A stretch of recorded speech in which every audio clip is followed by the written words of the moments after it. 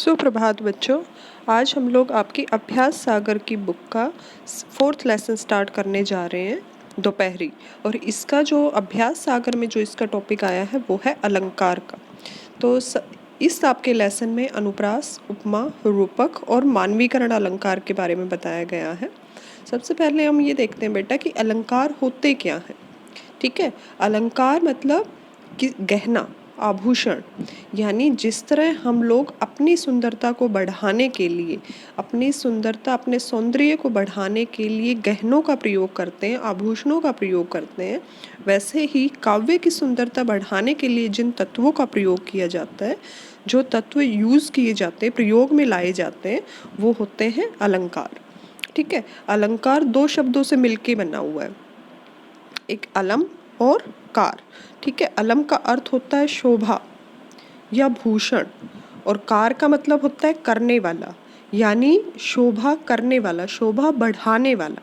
ठीक है, सौंदर्य को बढ़ाने वाला, तो वो होता है अलंकार। अब हम लोग सबसे पहले ये देखते हैं कि अलंकार होते कितने प्रकार के। अलंकार दो प्रकार के होते हैं, एक शब्दालंकार, दूसरा अर्थालंकार। यानी जहाँ शब्दों के कारण सौंदर्य उत्पन्न होता है, जिन वाक्यों में शब्दों के कारण सौंदर्य उत्पन्न होता है वहाँ शब्दालंकार होता है, और जहाँ अर्थ के कारण सौंदर्य या चमत्कार उत्पन्न होता है वहाँ होता है अर्थालंकार। अब यहाँ हमारा इस पार्ट में जो अनुप्रास अलंकार है वो किस में आता है? शब्दालंकार में, और रूपक, उपमा और मानवीकरण ये आते हैं अर्थालंकार में।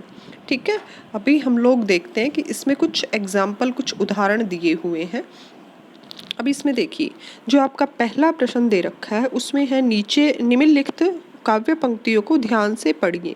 अब इसमें जो पहले वाला है, घूम घूम जो बल खाती थी सर्प सरीखी। अब इस लाइन में कुछ ऐसा विशेष है या कुछ ऐसा खास है जो कुछ सौंदर्य उत्पन्न कर रहा है। अब जो इसमें बोल्ड वाले अक्षर यानी मोटे काले जो अक्षर दे रखे हैं उनका हम देखते हैं, वो है सरप सरीखी। अब सरप सरीखी में कुछ ऐसा है जो कॉमन है या कुछ विशेष है, तो इसमें क्या है, स वर्ण की आवृत्ति 2 बार हुई है। ठीक है, सर्प में और सरीखी में, सर्प में भी स आया है और सरीखी में भी स आया है। ठीक है बेटा, तो यहाँ पर अनुप्रास अलंकार होता है, क्या होता है अनुप्रास? जहाँ एक ही वर्ण की आवृत्ति बार बार होती, यानी एक वर्ण बार बार आता है, तो वहाँ होता है अनुप्रास अलंकार। और इस लाइन में, इस पंक्ति में सर्प सरीखी में स वर्ण 2 बार प्रयोग हुआ है। ठीक है, तो यहाँ कौन सा अलंकार होता है? अनुप्रास अलंकार।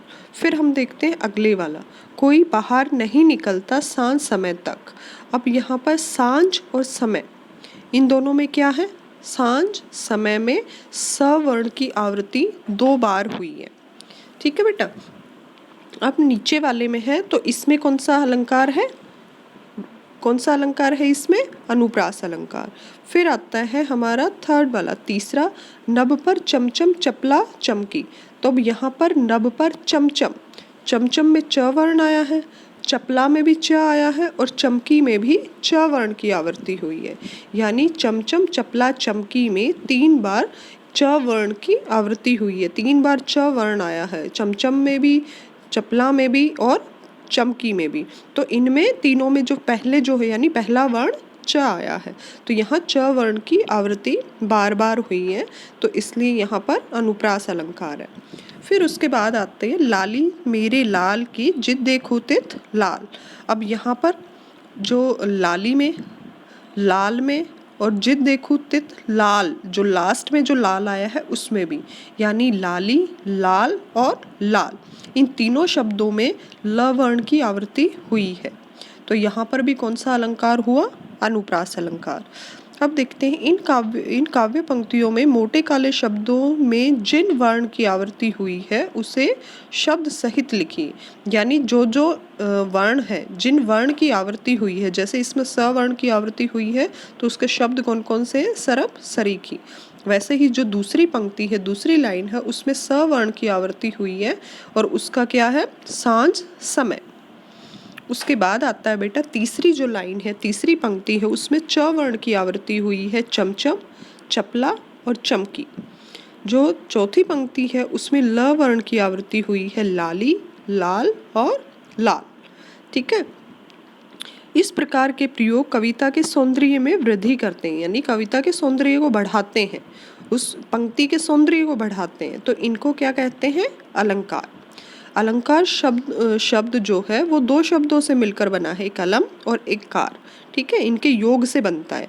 अलम का अर्थ होता है भूषण तथा कार का अर्थ होता है करने वाला। जिस प्रकार आभूषण स्त्रियों के सौंदर्य में वृद्धि करते हैं, उसी प्रकार कवि अपनी रचनाओं में अलंकारों के माध्यम से सौंदर्य उत्पन्न करते हैं, यानी अपनी जो रचनाएं हैं, अपनी जो काव्य पंक्तियां हैं, उनके सौंदर्य को बढ़ाते हैं। कैसे बढ़ाते हैं? अलंकारों का प्रयोग करके। आइए देखते हैं, जिस साधन से काव्य के सौंदर्य में वृद्धि होती है, यानी सौंदर्य बढ़ता है, उसको क्या कहते हैं? अलंकार। अब इसमें आपका प्रश्न आता है दूसरा। आइए कुछ अलंकारों की जानकारी प्राप्त करते हैं, पढ़िए और समझिए। अब इसमें पहला जो क वाला दिया गया है, इस करुणा कलित हृदय में, तो इसमें लाइन में, इस पंक्ति में करुणा कलित, इन दोनों में ही क वर्ण की आवृत्ति हुई है। ठीक है, चारु चंद्र की चंचल किरणें, इसमें च वर्ण की आवृत्ति हुई है। चारु, चंद्र और चंचल, तीनों शब्दों में च वर्ण की आवृत्ति हुई है। तो यहाँ कौन सा अलंकार हुआ? अनुप्रास। ये अनुप्रास अलंकार के उदाहरण हैं। अब इसमें जो परिभाषा दी है अनुप्रास की, वो देखिए, जहाँ एक वर्ण की एक से अधिक बार आवृत्ति होती है, वहाँ अनुप्रास अलंकार होता है। यानी एक वर्ण एक या एक से अधिक बार, एक से अधिक बार आता है, तो वहाँ क्या होता है? अनुप्रास अलंकार। अब उसके बाद हमारा क्वेश्चन नंबर 3, निम्नलिखित काव्य पंक्तियों में से अनुप्रास अलंकार के उदाहरण छांट कर लिखिए तथा कारण भी बताने। अब हम लोगों को जो इसमें पहले तो इसमें ये देखेंगे कि किस किस शब्द में अनुप्रास अलंकार आया है, यानी किस किस शब्द से, और फिर उसका कारण भी बताना है हमें। ठीक है, तो जैसे तरुणी, तनुजा, तट, तमाल, तरुवर, बहु, छाए। अब इसमें जो इस पंक्ति में तरुणी, तनुजा, तट, तमाल और तरुवर, इन पांचों शब्दों में क्या है, क्या आया है? त वर्ण की आवृत्ति हुई है। तो यहाँ पे हम लोग कारण भी लिखेंगे कि यहाँ अनुप्रास अलंकार है, लेकिन उसका कारण क्या है? क्योंकि इन सब में त वर्ण की आवृत्ति हुई है। ठीक है, त वर्ण यहाँ पर बार बार आया है। उसके बाद देखिए, मधुर मधुर मुस्कान मनोहर, मनुज वेश का उजियाला। तो यहाँ पर मधुर मधुर, मुस्कान, मनोहर और मनुज, ये जो शब्द है, इनमें म वर्ण की आवृत्ति हुई है, म वर्ण आया है। इस वजह से यहाँ, इस कारण यहाँ कौन सा अलंकार है? अनुप्रास अलंकार। ठीक है बेटा, नेक्स्ट वाला देखते हैं। देखी सुदामा की दीन दशा, करुणा करी के करुणा निधि रोए। अब यहाँ पर पहले इसमें देखिए देखी, उसके बाद दीन और दशा, यानी जो आधी लाइन है उसमें 3 बार द वर्ण की आवृत्ति आई है। देखी शब्द में, दीन और दशा, इन तीनों ही शब्दों में द वर्ण की आवृत्ति हुई है। उसके बाद आता है करुणा करके और करुणा निधि। अब यहाँ पे करुणा, करिके और करुणा निधि में, इन तीनों शब्दों में क वर्ण की आवृत्ति हुई है। तो यहाँ कौन सा अलंकार हुआ? अनुप्रास, क्योंकि यहाँ द और क वर्ण की आवृत्ति बार बार हुई है। ठीक है बेटा, उसके बाद आता है हमारा, आगे देखते हैं। इसमें उदाहरण दिया है, समय शिलासा जम गया। समय शिलासा, शिलासा मतलब पत्थर सा, समय जो हो वो पत्थर सा, ये पत्थर मतलब यहाँ पर पहाड़ की गाओ, शिला जो होता है पहाड़ पर पत्थर, तो वहाँ पर शिलासा जम गया। अब यहाँ एक सा यानी तुलना की गई है, तो तुलना कहाँ पर होती है? उपमा अलंकार की, जैसे आपने परिभाषा देखी, तो उपमा अलंकार में किन्हीं दो व्यक्ति, यानी किसी व्यक्ति की, किसी वस्तु की, किसी अन्य व्यक्ति या वस्तु से तुलना की जाती है। किसी भी समानता के कारण उनका कोई ना कोई गुण मिलता है, तो इसलिए उन दोनों में तुलना की जाती है, वहाँ होता है उपमा अलंकार। अब देखिए इसमें जो पहला एग्जाम्पल है, यानी समय शिलासा जम गया, और दूसरा इसमें उदाहरण दे रखा है, यह देखिए अरविंद से शिशु वृंद कैसे सो रहे। अब इसमें पहला जो है उसमें समय की तुलना किससे की गई है, शिला से। और दूसरा जो उदाहरण दे रखा है उसमें शिशुओं की तुलना किससे की गई है, अरविंद यानी कमल से। ठीक है, इसमें अरविंद से यानी कमल से, शिशु वृंद जो बच्चों का समूह है वो कैसे सो रहा है, इसके कमल की तरह कोमल। यहाँ रीजन क्या है, यहाँ पे कोमलता की वजह से। ठीक है, क्योंकि यहाँ पर जो शिशु है वो भी फूल की तरह, कमल की तरह कोमल है, और जो यहाँ पे समय है वो शिला की तरह कठोर है, जमा हुआ है। ठीक है, तो इस वजह से इनकी तुलना की गई है, समय की शिला के साथ और बच्चों की अरविंद के साथ, कमल के साथ। ठीक है, तो अब यहाँ देखिए आगे इसमें दे रखा है उपमा के, जो उपमा अलंकार होता है उसके 4 अंग होते हैं।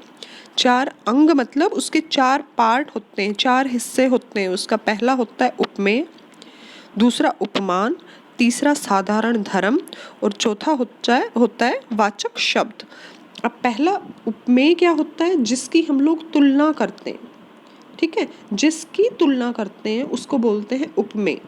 और जिस चीज से तुलना करते हैं, जिससे तुलना की जाती वो होता है उपमान।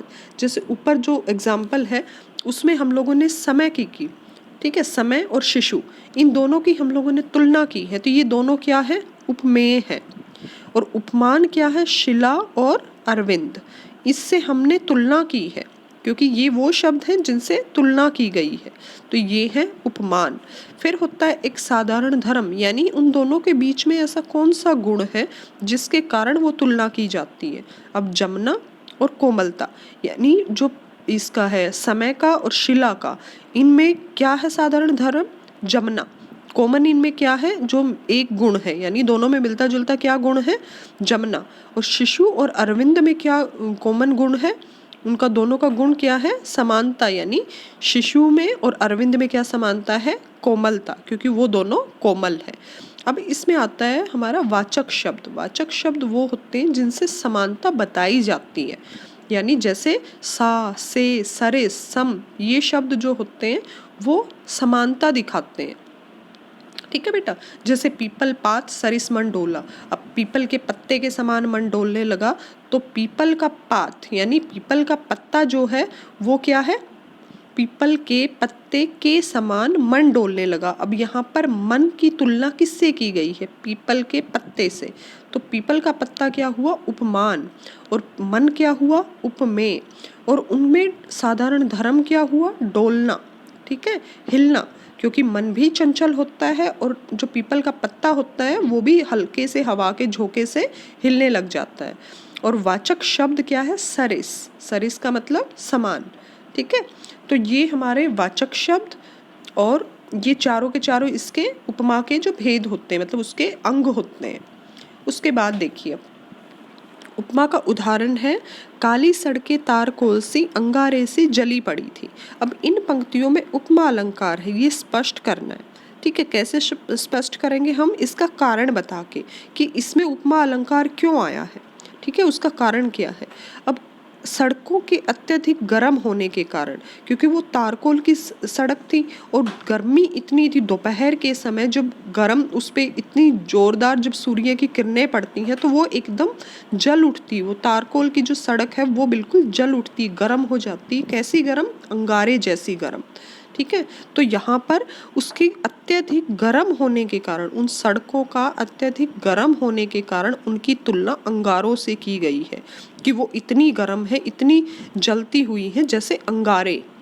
ठीक है बेटा, तो यहाँ पर हम लोगों को ये कारण लिखना है कि सड़कों के अत्यधिक गर्म होने के कारण उनकी तुलना अंगारों से की गई है। फिर आता है हमारा, एक रम्य उपवन था नंदनवन सा सुंदर। अब यहाँ पर रम्य मतलब बहुत सुंदर सा, एक मन को रमने वाला, जो मन को मनोहर कर मोह लेने वाला इतना सुंदर एक उपवन मतलब बाग था, नंदनवन सा सुंदर। नंदनवन जो है वो बहुत सुंदर वन है, तो इसलिए उसकी तुलना की गई है। यानी अगर ये जो रम्य उपवन दे रखा है कि बहुत सुंदर सा उपवन था, कैसा सुंदर था, नंदनवन जैसा सुंदर, तो यहाँ पर उपवन के बहुत सुंदर होने के कारण उसकी तुलना नंदन वन से की गई है। ठीक है। उसके बाद आता है नंगे नंगे दीर्घकाय कंकालों से वृक्ष खड़े थे। अब यहाँ पे वृक्षों के पत्ते झड़ जाते हैं, ठीक है। उनके पत्ते झड़ जाने के कारण उनकी जो टहनियाँ है, अब सबसे पहले ये देखिए कि कंकाल क्या होता है। कंकाल वो शरीर होता है जिसपे मांस नहीं होता, सिर्फ हड्डियों का ढांचा। तो यहाँ पर भी वही है कि जो पत्ते झड़ जाते हैं, पत्ते ऐसे लगते हैं जैसे कपड़े, उनका मांस पेड़ों का, ठीक है। तो जब उनके पत्ते झड़ जाते हैं तो वो ऐसे लगते हैं, क्योंकि उनका तना और उनकी टहनियाँ ही बचती हैं, तो उनकी तना और उनकी टहनियाँ ऐसे लगती हैं जैसे कोई कंकाल खड़े हुए हो। तो वृक्षों के पत्ते झड़ जाने के कारण वे नंगे व बड़े शरीर वाले लगते हैं, बड़े शरीर वाले कंकाल की तरह दिखते हैं, इसलिए उनकी तुलना किससे की गई है, कंकालों से। अब उसके बाद आता है बेटा नेक्स्ट वाला, नील गगन सा हृदय शांत हो रहा। अब यहाँ पे ये जो हमारा नील गगन यानी नीले गगन सा हृदय शांत, हमारा दिल शांत होने का कारण, हमारा हृदय शांत होने के कारण उसकी तुलना किससे की गई है, नीले आसमान से, नीले गगन से उसकी तुलना की गई है। तो यहाँ पर कौन सा अलंकार है, उपमा अलंकार, ठीक है। अब उसके बाद हमारा